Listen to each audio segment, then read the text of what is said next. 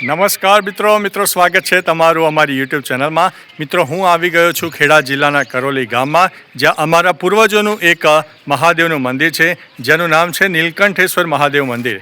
જી હા દોસ્તો, આ મંદિર આશરે કહી શકાય કે જે પાંડવોનો યુગ હતો તે પાંડવોના યુગનું મંદિર છે, અને આ મંદિરમાં પાંડવોએ રાતવાસો કર્યો હતો, અને મંદિરની બાજુમાં એક નાનકડું તળાવ પણ છે, એ તળાવમાં પણ તેમણે સ્નાન કર્યું હતું। મિત્રો હવે આપણે આગળ જોઈશું કે મંદિરમાં શું વિશેષતા છે અને મંદિરમાં શું આપણને જોવા મળનારું છે। મિત્રો આ મંદિરનું નામ છે શ્રી નીલકંઠેશ્વર મહાદેવ મંદિર, જેને કલોલી ગામમાં છે, અને પાંડેરા આ મહાદેવનું મંદિર પણ કહી શકાય છે।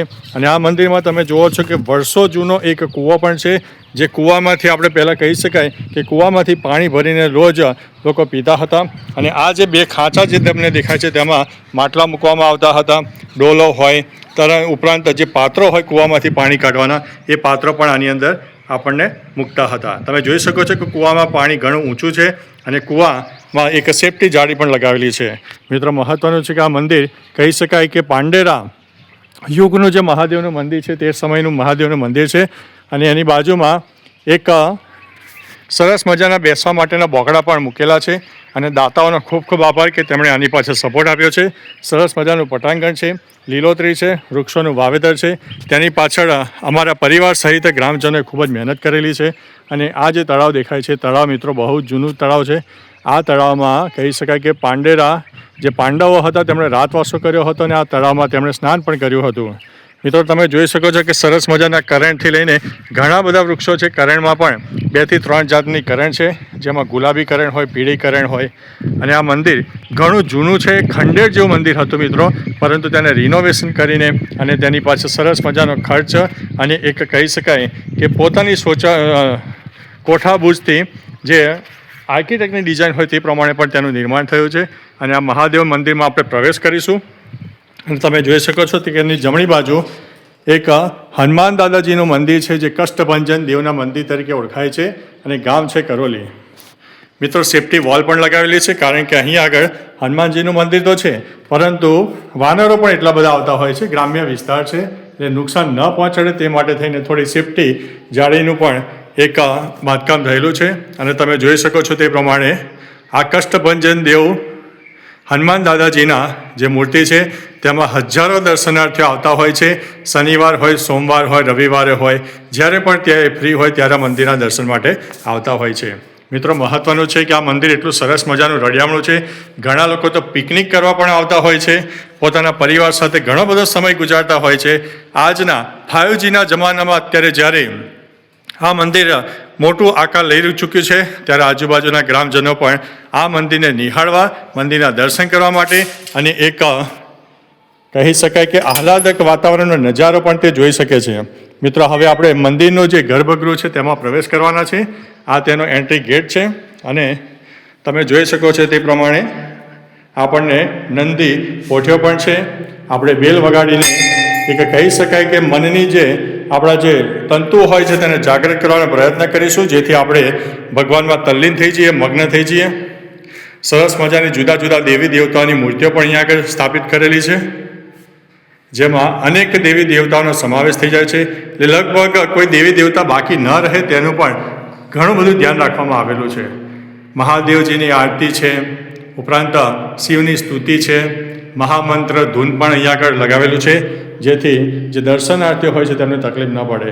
બીજી મિત્રો ખાસ વિશેષતા જણાવીએ કે અત્યારના જે મંદિરો છે તેમાં એક આપણને આ જે ગ્રીલ લગાવી છે, ગ્રીલનું મહત્ત્વ એટલું છે કે જ્યારે પહેલાંના મંદિરો મોટાભાગના હોય ત્યારે દરેક લોકો શીશ ઝુકાવીને જાય, એટલે ભગવાનની આગળ ગમે તેવો દુષ્ટ હોય, કપટી માણસ હોય, તેણે પણ માથું નમાવીને જવું પડે, એ રીતે તેનું બાંધકામ હોય છે। એટલે પહેલાંના મંદિરોમાં ખાસ વિશેષતા હતી। તમે જોઈ શકો છો તે પ્રમાણે આ જૂનામાં જૂનું બાંધકામ છે, જે નીલકંઠેશ્વર મહાદેવ મંદિરનું છે। ઓમ નમઃ શિવાય રાઇટિંગમાં લખેલું છે, અને ડાબી બાજુ ગણપતિ દાદા બિરાજમાન છે, જમણી બાજુ પણ તમે જોઈ શકો છો કે હનુમાનજી બિરાજમાન છે। અને ફરીથી જણાવી દઈએ કે આ જે આપણા હાઇટનું લેવલ છે તેના કરતાં લેવલ નીચું રાખે છે, અને આપણે નીચા નમીને તેની અંદર પ્રવેશ કરીશું। અને જે જળધારી છે, જળધારી જોઈ શકો છો, પાર્વતી માતાજીની મૂર્તિ છે તે પણ તમે જોઈ શકો છો, અને સ્વચ્છતાની સાથે શણગાર પણ એટલો બધો સુંદર મજાનો છે કે આ જે પાંડવોના યુગનું મંદિર છે મિત્રો. હવે શિવલિંગ તો ઘણું બધું અંદર નીચાણમાં છે. આપણે ફૂલ ખસેડીને શિવલિંગ પણ બતાવીશું તમને. મિત્રો આ શિવલિંગનો ભાગ આવી ગયો. ફક્ત આટલું જ શિવલિંગ છે, તમે જોઈ શકો છો તે પ્રમાણે. આનું પણ મિત્રો પૌરાણિક કથા એની સાથે જોડાયેલી છે કે આ શિવલિંગ દિવસે ને દિવસે જમીનમાં વધારે અંદર ઊંડું જતું રહ્યું છે અને અત્યારે થોડોક જ ભાગ તેનો બાકી છે. સરસ મજાના ફૂલોના શણગાર સાથે ત્રિશૂળની સાથે ડમરૂની સાથે એક શંખ છે, આપણે ઘંટડી પણ છે. દરેક પ્રકારની પૂજાની જે સામગ્રી છે તે પણ અહીંયા આગળ જોવા મળી રહી છે. તો મિત્રો આશા રાખીએ કે તમે પણ જે મધ્ય ગુજરાતના ખેડા જિલ્લાનું જે કરોલી ગામ છે તેમાં કરોલી ગામમાં મહાદેવજીનું મંદિર છે અને તમે પણ તમારા પરિવાર સાથે અહીંયા આગળ દર્શનાર્થે આવજો. સરસ મજાનું મંદિર છે, ફેમિલી સાથે આવવા જેવું છે. નાનું પિકનિક જેવું થઈ જશે, એક ધાર્મિક ટૂર પણ થઈ જશે અને દરેકને આનંદ આવે તેવું પણ આ મંદિર છે. હવે મિત્રો આપણે થોડું સેફટીને ધ્યાનમાં રાખીને અહીંયા કારણ કે વાંદરો અને શ્વાનનું પણ થોડું વધારે હોય છે એટલે આપણે થોડું સેફટી માટે તેને બંધ કરીશું. અને આ મંદિર જે એસએસની ગ્રીલથી તેનું નિર્માણ હવે થઈ ચૂક્યું છે અને તેની પાસે ઘણો બધો ખર્ચ પરિવારના સભ્યો સાથે ગ્રામજનોના પણ સહયોગે સાંપડ્યો છે. અને અહીંયા આગળ મિત્રો આ જે ડેરી છે એ પાંડવ પગલા ડેરી છે, પાંડેરા મહાદેવનું મંદિર કરોલી. અને તમને બતાવી દઈએ, આ ઝાંપો આપણે ખોલીએ તો તમને ખાસ વસ્તુ મિત્રો બતાવીશું કે જ્યારે ભીમ નાના હતા ત્યારે તેમના પગલાં પણ અહીંયા આગળ લેવામાં આવ્યા હતા અને પગલાં તમને બતાવવાનો પ્રયત્ન કરીશું.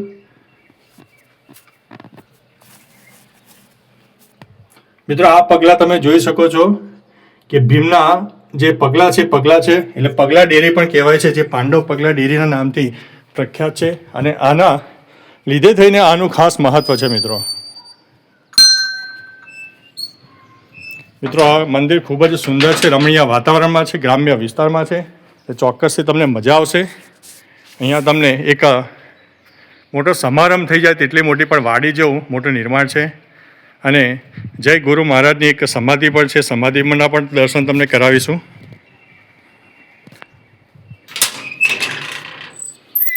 કારણ કે બ્રાહ્મણોમાં કહેવાય કે પૂજારી હોય કે જ્યારે પૂજારીના ઘરમાં કોઈ મૃત્યુ પામે ત્યારે તેમને સમાધિ આપવામાં આવતી હોય છે.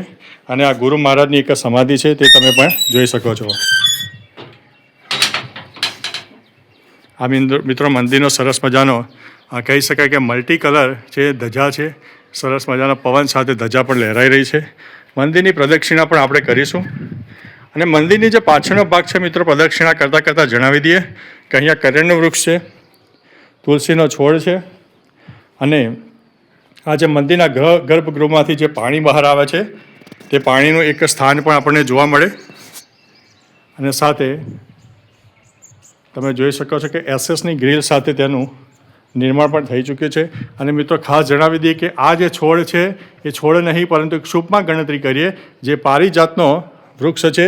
ઘણા વર્ષોથી મિત્રો કહી શકાય કે અમારી તો આ બીજી પેઢી હશે આ વૃક્ષ પાછળ, પણ આ વૃક્ષ હજુ પણ અડીખમ છે અને તેને કાઢવામાં આવ્યું નથી. અને આ પારિજાતના જે વૃક્ષ છે તેમાં તો ઢગલો વૃક્ષોની સાથે બારે માસ જાણે કે ફૂલ છોડ અને તેના જે ફૂલ હોય છે તે પડતા હોય છે અને તેના એક શણગારના રૂપમાં તેનું નિર્માણ થતું હોય છે. તો મિત્રો આશા રાખીએ કે આ વિડીયો તમને ચોક્કસથી પસંદ આવી હશે અને વિડીયો જોઈને ચોક્કસથી તમે અહીંયા આગળ પધારજો, પરિવાર સાથે તમને આવજો અને સરસ મજાનું ગ્રામ્ય વિસ્તારમાં આહલાદક વાતાવરણ તમને જોવા મળશે. ચાલો મિત્રો ફરીથી એક નવા બ્લોગ સાથે મળતા રહીશું. ત્યાં સુધી અમને રજા આપશો. નમસ્તે.